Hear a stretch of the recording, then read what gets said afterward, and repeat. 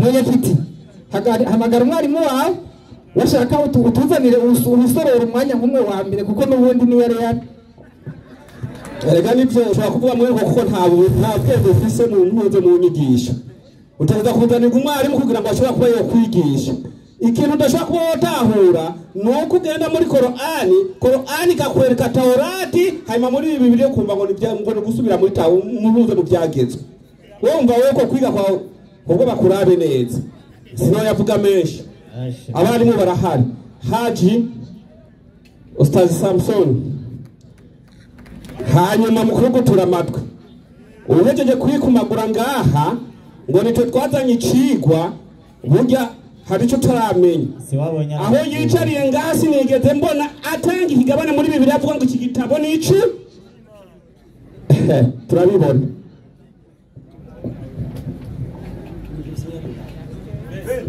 musubiremwo ikigwa neza kuko bigaragara yuko umwarimu yahagaze ngaha jewe sinomenya yuko ari muzima nuko atari muzima mugabo nimba atari muzima turamufasha kumuterera kugira ngo aje kwa muganga bamupime kugira ngo umutwe we uje ku gihe ndasavye ntaravuga abenyekiti banza musubiremwo imada neza kuko umwarimu avuye ngaha ntigeze yumva imada ingene imeze n'ibyo wahagaze ngaha yavuze nta n'ibyo yumvise atari kumumenaniriza subiramwo imada neza ufu muhisi mu minota yanje imbere yuko batangura subiramwo imada neza icigwa cumve navuze nimba gwaye abantu twese turi ngaha abakristo n'abayisilamu tumufashe tumuterere aje kwa muganga bamuvuze mugabo tuganire n'abantu bakomeye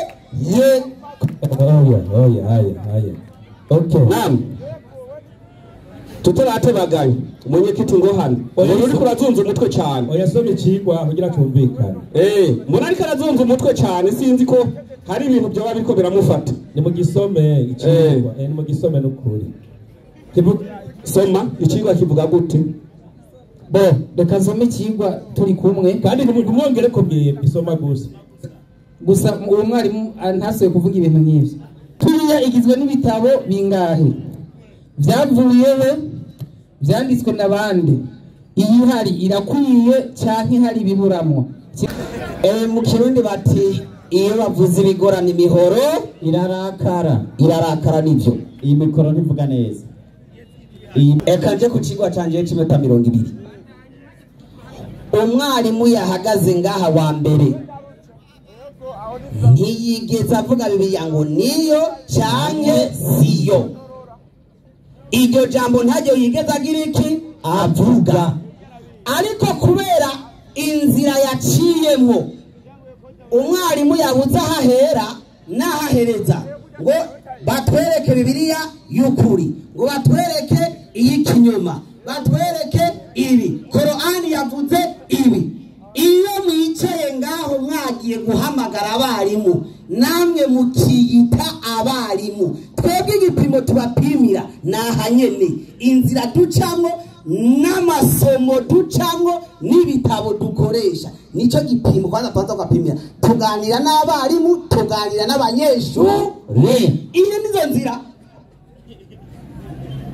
mbere kujambere udusomere acha Bibiliya ijieleze yenyewe cyasiguwe na Don Fleming ubu niwe yasobanuye kino gitabo ni nawe yasobanuye Bibiliya isobanura Bibiliya irashe mu Burundi imbere yiyi nta yindi mugira nta nindi naboneka iyi niyo sobanuro irashe ubu niwe yayisobanuye ni nawe yabasobanuriye ijya kamusa Bibiliya twasomye Bibiliya twasomye ndagutwara kwishuri uko twaba tukwigisha dusome ico gitabo page ya 6 kwanza duhere ngaho andiko inasema naam Bibiliya ati Bibiliya sio mkusanyo wa mawazo ati ntabwo ari cegeranyo ya ibada c'amajambo ajanye no gusenga canke mu kusanyiko wa ibada au na sala canke bijanye n'amasengesho wala naam sio kanuni za maadili mema ticanye Bibiliya ntabwo ijanye n'ingingo z'amajambo canke z'ingingo zimeze neza au canke mawazo ya kidini. ntabwo Bibiliya irimwo ivyiyumviro vy'idini, ntabwo harimwo amajambo meza y'ingeso nziza, sinivy'idini. Ni mkusanyo wa maandiko ati ni cegeranyo c'ivyandiko ya aina mbalimbali y'ibintu bitandukanye yanayotofautiana katika utunzi ni cegeranyo kijanye n'ibintu bitandukanye mu gufondwa kwayo. Yawezi nkaho mwenyekiti katika moja. Inaendelea. Naam. Makusudi ati intumbero ya Bibiliya na habari zenyewe ni nkuru zayo tuangalie, turabe, tusije tukalazimisha ati umvizingine abahanura mu bitabo by'iwanyu, murabe tukalazimisha Bibiliya kutupa mafundisho, ntimutegeke Bibiliya yuko ibaha inyigisho na majibu n'inyishu juu ya maswali ya kiroho tu zijanye n'amajambo yo mu buryo bw'impwemu gusa. Ntimuyitegeke nkuko mutaga mukayitegeka Bibiliya, amajambo y'Imana ivyo nivyo muyitegeka, barabihaniza, ntimuze murayitegeka.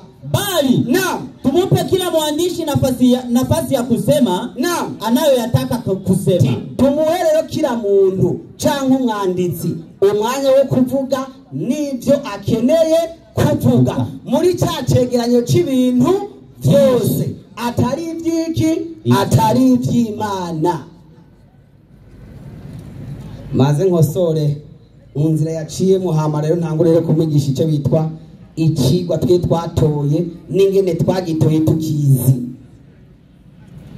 Avuye aho yahagaze ngaha ngo yasomye ubwuzure bushasha, ngo natwereke ibitabo vy'ubwuzure bushasha. Jewe nitwengeye nimba twasomye ubwuzure bushasha, muturabire ngaho aho nta njiri yanditse ko ubwuzure bushasha twe dufise. Irahari ne nitwe twayanditse. Wapi? Ivyo sivyo iwanyu twasomye, twe tubisomye nkuko mwe mwavyanditswe. Wewe ukababara mwavyandikira iki? Hamavuga tuti ngo basomye ivyete vya Paulo, ngo Paulo ngo bavuga ngo numusazi, ngo none ivyete vya Paulo bavyemere, ngo kubeki ngo baravyemera.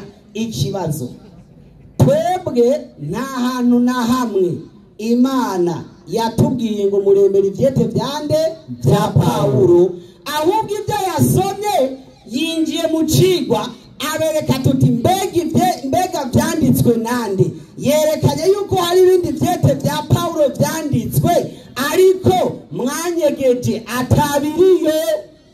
Atatanga karorero tikete rya mbere by'abikorino ba mbere irya mbere ry'abatakaranye bacafata irya kabiri barigira irya mbere.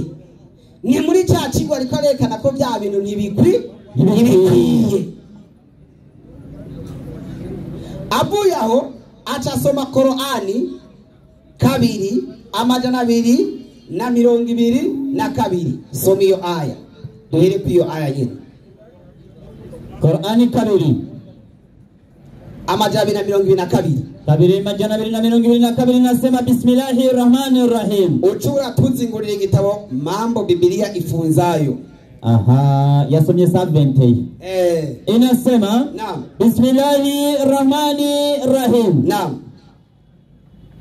Wale tuliowapa kitabu, naam, wale tuliowapa kitabu, naam, wakakisoma.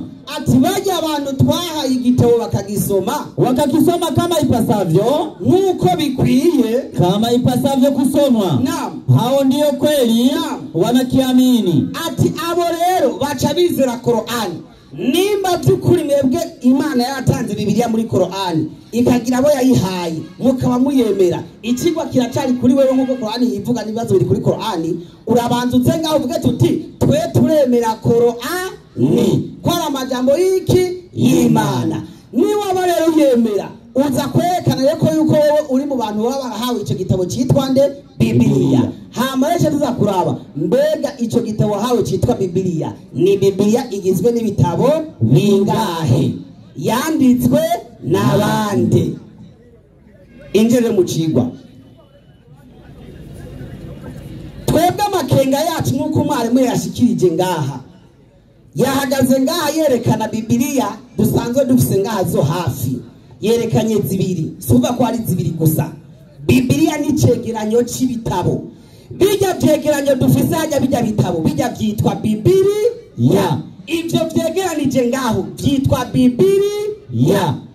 Ndasubira mu rero niba muri abari mu mwiyemera nta murongo n'umwe ubaho mu gitabo icyo ari cyo cyose kibaho ku isi kivuga giti Bibiliya ni igitabo cy'Imana. Uwo murongo ni kigabane niwawuzana ngaha genza kuba uwa mbere kuba umu adventiste tuwa mbere. Ndasubiramo akaronka umurongo muri Bibiliya avuga ati igitabo cyanaka ukigabane iki umurongo uyu uvuga uti Bibiliya ni gitabo cy'Imana. Jewe ndi wa mbere kuza ngaha nyene nkahita nibera umu adventiste. Utagira igitabo kikurongora Imana ishingira intaye ko ari cyayo shake mugende mugirire menanya z'amasengero imiliyoni iyo muja hose muzokwimenya ntimugire iyo muja. Uhagaze ngaha yerekanye Bibiliya zibiri zonyene atubwira ati dusabiye igitabo 66 tugiriya 73 mwizi rero mwizi Bibiliya ko zitandukanye niyihe ikwiye niyihe ibura. Nimuratubwira ati hakwiye 66 habura iya 73. Ikibazo ni turi ku bitabo ko Bibiliya ari igitabo cy'Imana ni turi kucigwa titi Bibiliya ni igitabo cy'ukuri turi kuvyigwa tuti ni bande banditse Bibiliya ni bande yandekanye abantu banditse Bibiliya ni migwi y'abantu igiziki itandukanye n'iyindi yanditse wagiye kuri Zaburi nene Bibiliya takatifu urupapuro rw'amagana 7 tuje kuri Zaburi yakubwiye ko zigawe mu bitabo 5 sinjya kubidetera mu mwanya afise. Hari Zaburi zanditswe imbere kuyangajya izo y'inyagano hari izinyuma y'inyagano hari n'izindi zanditswe n'abanditsi batazwi. Soma hiyo inasema naam Daudi 73 ki Daudi yanditse Zaburi 73 Asafu 12 wana wa Kora abana ba Kora 10 Mose moja imwe Hemani moja imwe Efani moja Salomo 2 hazijulikane ati ntibizwi 50 Inzaburi 50 zanditswe n'abandi ntibazwi. Nico kijwa duhari niba buri umusomyi uvuga yuko ibyo wigisha abantu n'amajambo y'Imana ingutubwira ha izi Zaburi 50 zanditswe n'abantu batazwi ni bande bazanditse aba ni bande niho turi. Nimba twa tutizera Bibiliya nuko tubona ibiriyo bimwe bitazwi iyo byaje bituruka batubwiye ati imigwine y'abayawiste abaheroiste ba Petrus ba Deuteronomy iyi migwa babanditsi ni bande ntibazwi ninde nande ntazwi.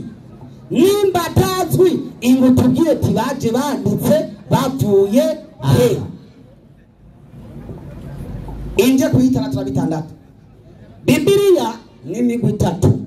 Hari bitabo biri ku muri Bibiliya bivugwa muri Bibiliya hari bitabo bitavugwa muri Bibiliya bitasizwe muri Bibiliya nkumbuye twaza kumenya ingo bitasizwe muri Bibiliya base ko bishirago kugira ngo amabanga y'abakristo ntameneke ifu ntimeneke. Ivyo bitabo barabiretse ariko biriho nivyo twita apokrifa. Hari n'ibindi bitabo bivugwa na Bibiliya bitari muri Bibiliya. Eka kwanza manana bereke iyi Bibiliya y'ibitabo 36 iburi bitabo 25 nina bambeshe reka basi ntange 10 niba buri musomyi wenda ngo nasoye yango na majambo y'Imana ngo ndayemera ucuza ngaha ndakwemere guharura 2:14 igitabo ca mbere 2:14 igitabo cyo guharura nyakubahwa musomyi dufashe 6:6 abariyo tugirako bavango ni 3:6 ariyo mbona baba bikuye kuri se wabo katolika bakaza kugira iwabo n'abasigana ivyiwe inyandikigiriti reka dufatiye 3:6 kwanza tuanze turabe muri cyacigwa ibiburamwo soma iyo hagira hati naam nico gituma ati nico gituma vyaravuzwe mu gitabo c'intambara z'uhoraho vyaravuzwe mu gitabo c'intambara z'uhoraho iyi Bibiliya dufise iburamwo ibitabo 25 ico ni cambere biceba 3 na bingahe 6 niwaza ngaha twereke igitabo c'intambara z'uhoraho kugira dusome ayo makuru tumva yavuzwe mwatunyegeje ni mu kitwereke mwiyo Bibiliya yanyu igitabo c'intambara z'uhoraho kiri he tabo dusome izo nkuru igitabo kigira kabiri udusomere Yosuwa 10:13 inyandikigiriti nuko izuba ricarira hagarara ati nuko izuba ricarira hagarara n'ukwezi kugumaho kwarikuri gushitsa aho iryo hanga rimariye kwihora abansi babo mbega siko vyanditswe mu gitabo ca Yashari ihanga rya Isirayeli ryaragwanye n'irindi hanga ngo izuba rirahagarara ngo kugira ivyo tubisoma mu gitabo cande ca Yashari niba byukuri ivyo bavuga ari ukuri niba twereke muri Bibiliya igitabo ca Yashari kiri hehe kugira dusome turabe ingene iryo zuba ryahagaze nimba Bibiliya byukuri ari amajambo y'Imana batongera ko badakurako ico kiba 30 na bingahe n'umunani 3:8 reka dusomere ngoma wa kabiri abami dusomere ngoma wa mbere 2:9 turabe avuze tuti reka tuyongereze twongere cyo 2:5 twavuze ati irakwiye cyangwa irabura aho ndiko ndabereka kwanza iyo mugira ntikwiye nibaza rero ngaho utsufutsuritse 2:29 ivyo ku ngoma ya mbere ivyadonzwe ku mwami Dawudi ati vyadonzwe ku mwami Dawudi uhereye ku cyambere ugashitsa ku cimperera biranditswe ati biranditswe vyadonzwe na Samueli kumenya kamenyi no mu vyadonzwe na Natani yavugishwa n'Imana no mu vyadonzwe na Gadi kamenyi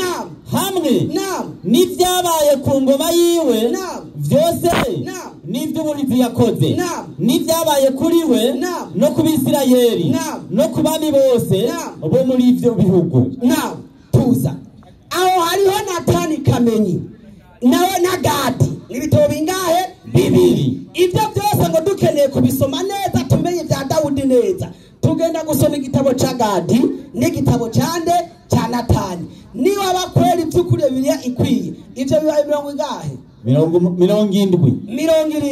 iguze ngaho twereke igitabo ca Gadi kamenyi n'igitabo ca Natani kamenyi kiri he ukiduhe ngoma wa mbere ngoma wa kabiri 9 tuduge ku kindi nakubwiye ko ndagwa 25 ngoma wa kabiri 9:29 ugiye mu rusengero hariya twahora ngo Bibiliya amajambo y'Imana ngo ntibongera ko nibakurane hari niyo twarabahinyuye inyandikigiriti ico gituma twavuye soma iyo ibindi byose byadonzwe kuri we Salomo ntondabe mwenye kiturihangana je nari mukristo kandi wimena uhereye ku cyambere ugashita ku cimperera mbega ntivyanditswe mu vya Natani ntivyanditswe mu gitabo ca Natani uwavugishwa n'Imana uwavugishwa n'Imana yadonze no mu vya Ahiya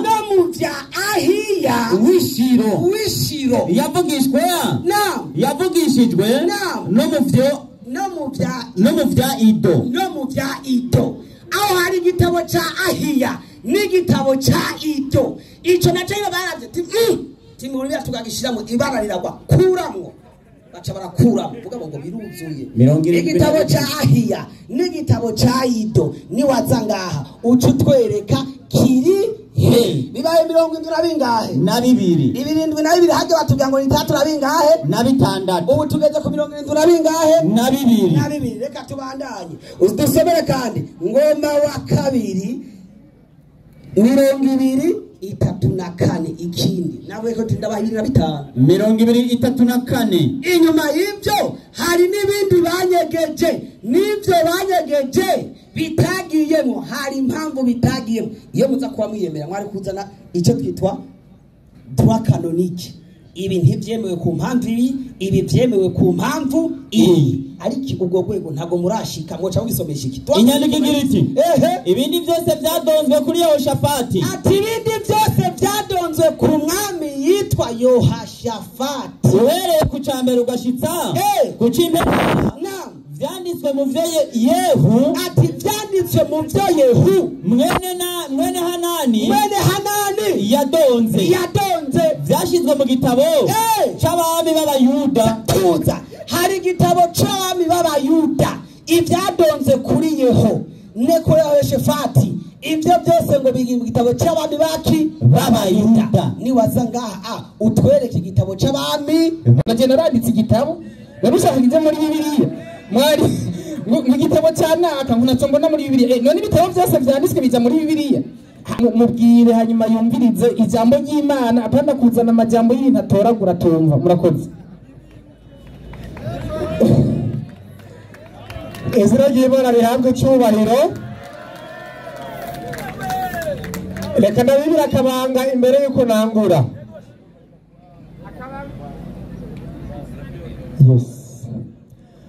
akabanga imbere yuko nangura yaba abakristo cyangwa abasilamu buri mwigisha zaraduga ngaho muze muragerageza kumuraba hama musengera ingorane afise kuko ari abantu baduga kandi ikigo aribo bagitoye mugabo ko bahagaze ku kantu runaka akazaza akamera nka rusake ku kaguru kamwe anaza kuvuga mugabo ntamenya yuko n'ivyo binahagaze ko ari mapupa ari ibintu bidafashe by'inumuko nk'akarorero umuntu aradaraduka yatanze ngo nuko byanditse mu gitabo c'intambara z'abami ngo rero ngo twereke igitabo c'intambara z'abami ngo muri Bibiliya twereke igitabo c'intambara z'abami ubu bakubwiye ati uru rugamba rwari rwateguwe nk'uko rwari rwanditswe muri agenda ya chef d'état major ucuvuga ngo tubwire ngo twereke icyo gitabo cya chef d'état major ngo muri bino bitabo by'iwawe none wowe nuzi yuko abami bari bafise ibitabo bandikamwo intambara zabo none ibitabo byandikwamo intambara z'abami bica biza muri Bibiliya muze murasengera ingorane abantu bafise wowe ugaragaza kuza uramwumviriza amuvuga ati mana yanje tabara uwo muntu rega hari igihe twumviriza ibintu tw'abantu n'umuntu none n'ibiki tukibaza ati ni Murundi afise ingorane gushaka uno mwese ndatora ingorane y'aba bantu mwega mwayitoye ndi mwayitoye mwisengere mu izina rya Yesu gusa icyo nshima nuko n'abesiramu bagenzi babo bagaraga bakabivuga muga bakabisuzugura abesiramu bwabo bagasuzugura ibiko biravugwa kugira muntu vrema ibintu akarigisha umengo biko biratugora urumva araza ngo mu gitabo cya Gadi Kamenyi ngo twereke igitabo cya Bibiliya cya Gadi Kamenyi none ukenera igitabo cy'abafumu ba Kamenyi cyandikwe muri Bibiliya none umufumu yanditse igitabo baca bakizana muri Bibiliya ibyo rero ibyo byari biguteye amakenga icy'abafumu kibaza abafumu igitabo cy'abakamenyi kibaze bakamenyi barugomba igitabo cy'Imana ukibaze n'icy'abakamenyi Bibiliya nivangwa n'icy'abakamenyi nicyo gituma byakuwemwo nivyoshigwamwo ivyo bikurwa ku ivyo bikurwamwo bigashigwa ku ruhande z'abakamenyi nibishigwa muri Bibiliya none ivy'Imana vyovanga n'abakamenyi bishigwa ku ruhande nibishigwa muri Bibiliya nuko ivyo muvyumve ivy'Imana biba bitunganyije vyuzuye nibivanga n'ivy'abakamenyi Kamenyi yanditse igitabo bisigura ko ukizana ucomeka muri Bibiliya niba warize kaminuza ntushobora gusohoka muri kaminuza utanditse igitabo utefande ubumenyi bwawe. Kandi nk'akarorero uri kurandika igitabo muri kaminuza urandika niba ari igitabo kijyanye ari ikintu ukuyemo mu ibwirizwa shingiro ry'igihugu, ucuvuga ati kino cyiyumviro ndagikuye mu bwirizwa shingiro ry'igihugu, article iyi niyi, icyo bita reference cyangwa se ugwerekezo. None ucuvuga ngo muri icyo gitabo cyawe ngo twereke ahantu wasize ibwirizwa shingiro mu gitabo cyawe, kubera ko ibyo wanditse hariho reference mu bwirizwa shingiro. Kamenyi yanditse ibintu by'abakamenyi byaranditswe na Kamenyi. Kamenyi icyo gitabo cyiwe n'ikicagishyirwa muri Bibiliya. None nk'ubu Bibiliya ivuze ati naka yarasambanye, ucuvuga ngo twereke igitabo cy'umusambanyi muri Bibiliya, ngo twereke ingene byagenze, ngo twereke ingene yasambanye muri Bibiliya. No, iyi ni ngorane. Petero wa mbere 1:20 ni pemanjonjo. Igitabo cya Petero wa mbere 1:20 hari amajambo avuga. Reka twigire bamaze kumva ingorane bafise, Imana rero ibahezagire, reka twe twibanagiriza kuri Bibiliya. Ngo bitabo ngo byagadi Kamenyi mukamuri kigongo, ivyo si bya Bibiliya, kuko ivyo waraho nibivanga n'ibya Kamenyi, ivyo bishikwa ku ruhande sivyo.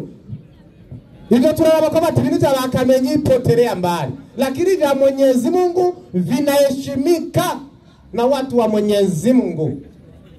Ni pemanjonjo. Chembo cha mbere cha Petero 1:20 avuga gute? 1:20 haravuga ngo umvirize ivy'Imana uko bimeze nuko bigendeshwa. Havuga gute? Oya. Petero wa mbere 1:20 jamani.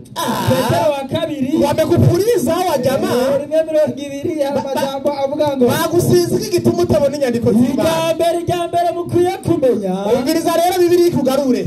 Icyambere ukwiye kumenya, kandi cya kabiri cya gatatu. Icyambere ukwiye kumenya imbere ya byose nuko atajambo ry'abavugishwa n'Imana, nta jambo na rimwe rya Bibiliya ry'abavugishwa n'Imana, paraga bibimo by'Abakamenyi yo kurasoma by'abavugishwa n'Imana bya Bibiliya. Ibyo mu byanditswe rishobora gusobanurwa nk'uko umuntu avyigombera. Ibyanditswe bihe manzu biterure hejuru. Bibiliya rishobora gusobanurwa nk'uko umuntu avyigombera. Ubwa mbere bya Bibiliya ntibisobanurwa nabo Bakamenyi bagadi Kamenyi. Kandi siko ubugombe bw'umuntu uzuruvuga ngaha ngo nanaka ngo twereke igitabo cy'abami ngo intambara z'abami, sivyo. Nibisobanurwa n'ubugombe bwawe, nibyandikwa n'ubugombe bwawe, ni pemanjonjo, kuko atajambo ry'abavugishwa n'Imana nta jambo na rimwe ryanditswe muri Bibiliya. Kumbe ubwa mbere kumbe Bibiliya n'amajambo y'abavugishwa n'iki? N'Imana. Ntabyo narinzi. Urakoze. Wari ubagiye ngo none ngo byazanywe n'abandi n'abavugishwa n'iki? N'Imana. Isi bakivuga ngo byanditswe n'abandi babikuye he? Byanditswe n'abavugishwa n'Imana, bikuye hehe? Kuko atajambo ryazanywe n'abavugishwa n'Imana ryazanywe no kugomba k'umuntu. Ibyo ntibyaje kubera kugomba kwa bagadi Kamenyi. Si ugomba k'umuntu. Ariko abantu bavuga ibyava ku Mana. Bavuga ibyava hehe? Ku Mana barongowe na Mpwemu Yera. Barongowe nande? Na Mpwemu Yera. Wabajije ngo byavuye hehe? Ku Mana barongowe na Mpwemu Yera. Ikibazo cyawe kirishu zanditswe n'abande. Icyo bakivuga gute? Mwenye kiti icyo bakivuga ngo Bibiliya yavuye hehe? Ngo yanditswe n'abande. Yavuye ku Mana, yandikwa n'abahanuzi b'Imana barongowe na Mpwemu Yera. None kimwe ari tukishuye. Isomo rimwe tuca dukombina ikibazo cyawe. Ingorane iri hehe? Si bagadi Kamenyi rero. By'Abakamenyi bibaze bakwana n'amajini. Umiriza ibi ni nacyo genda tangara. Wowe mu Islamu uvuse mu kinjana cya 20 hafi 21 ni uza guhagarara ngaho uhakana. Na Muhammad atigeze ahakana. Yarajyanye ku kiragara kumbaga ati yewe kuri Bibiliya ni wokorako. Muhammad 10 Korowani 94. Wowe abantu bari kwege kandi uhagaragara nota 20 ngo takibiri.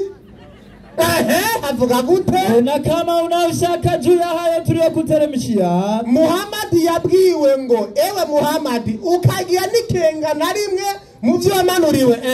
Basi ngo atange waulize wale wasomao vitabu kabla yako. Usubatse babandi umba Muhammad ubwiwe azabaze Muhammad ubwiwe uzubaze babandi basomye igitabo cyaje imbere yawe cyane Abayahudi n'abanasara Abayahudi n'abakirisu Muhammad ubwiwe ati niwagira amakenga Muhammad akagira akaduka kuzazaniye uzoce wegera Abayahudi n'abakirisu babaza ati mbega mwebwe Imana bimeze gute ngo basomye igitabo cyaje imbere yawe Muhammad ubwiwe yotubaza ahubwo ndatangara waruke okay batubajije ntabwo mwakoze ikosa nenga ndabashaye nuro Muhammad yabahaye bakoreye ku makenga murabaza bajya bacatubaza ngo Bibiliya ngo visi bitabo bingahe ngo vyavuye hehe byanditswe n'abandi babajije nabo muri abantu b'Imana Imana bahezagiye amen yuko na Muhammad yabwiye ngo niwagira makenga jameni waulize waliosoma vitabu kabla yako Mayahudi na Manasara jameni Shera zige namukunguturiye mwiradi ibararira mu gitabo cyo namukunguta namusubira bahakwa gucirando hari kuri isangboneza bahakwa gucika iganiro nabwo yatukagica kiri live kazi kawe alhamdulillah achara abantu bari kwege nsomera imprimant ubusobanuro somera kuri verset turabe tubanza tuve kwanza ibice bya Bibiliya somera muri Bibiliya kuri page 1 ubusobanuro haravuga iyi ni Bible commentary ivuga gute Bibiliya kwanza Bibiliya yani agano la kale na jipya Bibiliya ngo igizwe n'ibice bibiri agano la kale isezerano rya kera n'isezerano Dishasha ni kitabu kimoja ambacho ni kitabu kimwe ngo kime ambacho sehemu zake mbalimbali ngo ni kitabu cyonyene ngo mu bice byaco bitandukanye huangazana kwa zenyewe ngo inyandiko za Bibiliya ngo ubwazo zirisobanura zinaongozana kwa zenyewe ziruzuzanya na kila sehemu yaweza kueleweka ngo kandi buri gice cyose cha Bibiliya urashobora kugitahura mu gihe ufatanye kufafanuliwa kwa usahihi ngo kandi bikisobanura mu busobanuro bwimbitse ndani ya maandiko umoja wa maandiko yote ngo kandi muri jambo yo mu bunga bw'inyandiko bwa nyandiko mu yandi majambo ugomba kumenya no gutahura Bibiliya irisobanura ubwayo kwa maana yote ijambo utatahuye muri Bibiliya rikwerekeza kurindi jambo rigutahuza gusumba Bibiliya urafatanya urudome ku rundi kwa maana maandiko yote kubera ko buri jambo ryose yasema neno moja tu ryerekeza ku ijambo rimwe uhoraho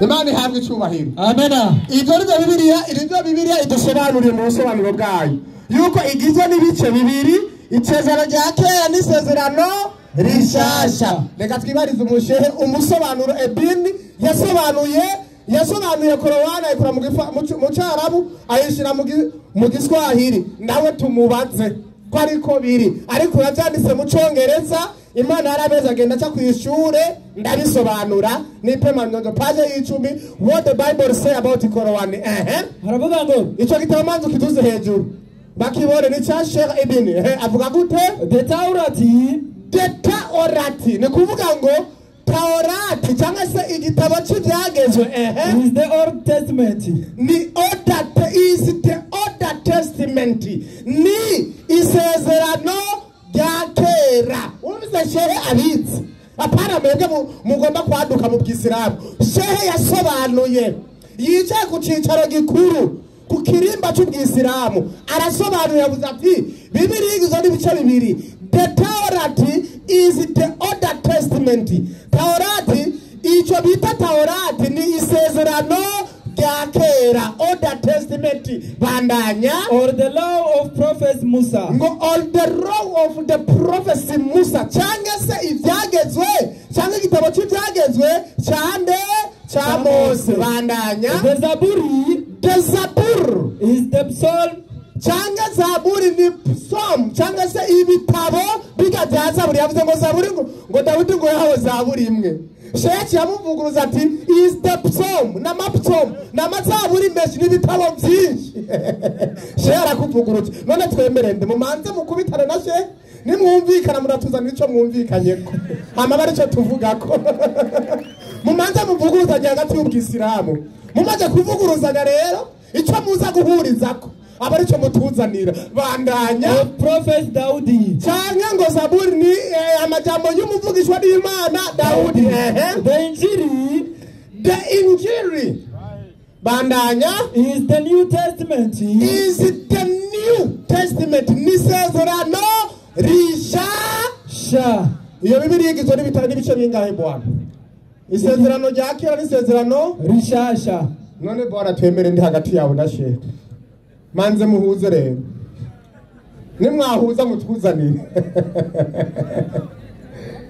alhamdulillah muze mnazana mamata nkaya na wagonga kabisa mnayetna gonga no fresh mani yabwe cyubahiro Buhari reka tubiyarize Muhammad Buhari page yija y'amajana 765 hadisi y'igihumbi n'amajana 517 ni Pemanjonjo.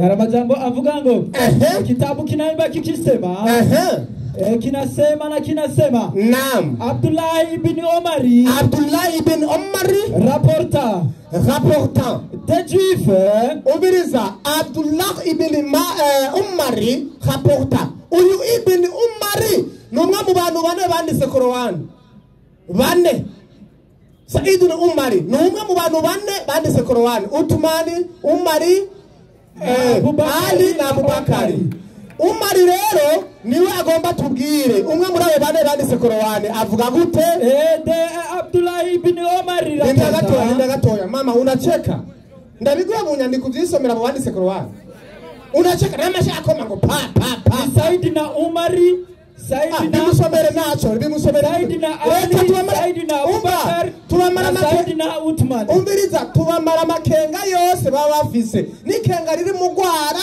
turarikurayo wowe uvuze ngo ugomba kunseka Jemvise inyandiko wowe utabizi numa Jemvise inyandiko turabako tumuburamwo hali haravuga ngo Umari tumuburemo sawa somera wakati mtume alipopata utume igihe Muhammad yaronka ubutumwa walikuwa kwa watu 6 tu katika Maka waliokuwa wakijua kuandika hari abantu 6 gusibaka bari bazi kuandika Muhammad ni yarimwo muri abo 6 bandanya wane katika hao bane muri abo 6 waliingia katika Uislamu barinje mu Uislamu wakawa ndio waandishi wahi aya za Qur'ani abantu banditse imirongo ya Qur'ani ni bande watu hao walikuwa aba bantu bari ni Said na Abubakari uwa mbere ari Said na Abubakari Said na Omari Said nande Said na Omari Said nande Omari subira wa kane rero wese Omar uko nugutu ariko muna kariza iminota gusa fuka icyo gitabo twibandanyiritse bandanya avuga gute Said na rero Umari rapporta Said na Umari yavuze the chief aravuga ngo abajuife cyangwa se abayuda baje kwande the chief vers voir le messager d'Ara ngo abayuda bari bagomba kubonana n'intumwa y'Imana ngo Muhammad ni igitabo cyabo rapportant et l'informer qu'un homme hama ngo baze kumumenyesha yuko hari umuntu un homme et une femme yuko hari umugabo n'umugore Belel avait commis la fornication ko bokoze icyaha kijyanye n'ubusambanyi le messager d'Allah leur dit Muhammad yacarababwira que dit la Torah ngo none igitabo cya Taurati kivuga mwibuke Muhammad yari yarabwiye ngo niwagira amakengu tubaze igitabo cyande cya Bibiliya nabaca basubiza mu gitabo cya Bibiliya niyabatwaye muri Qur'an yarati ko tacakurayo mugacabaza ngo none Bibiliya mu isezerano rya kera ivuga iki Taurati mu isezerano rya kera ivuga iki kuri ico gikorwa Muhammad ubwiwe ati none ko umuntu mumunzaniye yakoze ubwo busambanyi mbega Taurati ico gitabo rya kera tubaze Bibiliya niyabaza Qur'an umuntu yakoze ibintu nk'ivyo ahantu wagute bandanya irdir baramwishyura nous rendons public leur crime ngo dufate icyaha cyiwe tukagishyira ku mugaragaro et le fouettons. ngo kandi tukamukubita inkoni Abdullah ibn Salam dit, amara bishyura vous mentez. ati murabeshye mwabagabo murindira rindira aca bishyura ati mwega murabeshye muri binyoma murandi bajya barababwira ati nimwasomye ati bitabo si uko bivuga aca abantu yavuga gute ngo vous mentez. ati murabeshye L'Ancien Testament, oya nuko handitswe l'Ancien oya Testament, l'ancien korowani nijo nihenze mumbabarire nijo nihenze narizi niko byanditse yo l'ancien testament isezerano rya kera rivahe bandanya commande la lapidation. ngo commande la lapidation yoyo yigisha yuko uwo muntu ategwa iki amabuye yicishwa amabuye ivyo byari mu byagozo byande bya Mose no batanguje ubwisiramu bayoborwa na Bibiliya sinzira no mwebwe mwabikuye iyo mwazaranye muzu zimeze ibitabo inna lillahi wa inna ilaihi rajiun. shemu nalifurahisha alhamdulillah Buhari amajana 729 hadisi igihumbi n'amajana 427 ni pema njonjo Aravuga ngo ni pema njonjo mbio jamani hadisi bana uragasoma ugarutse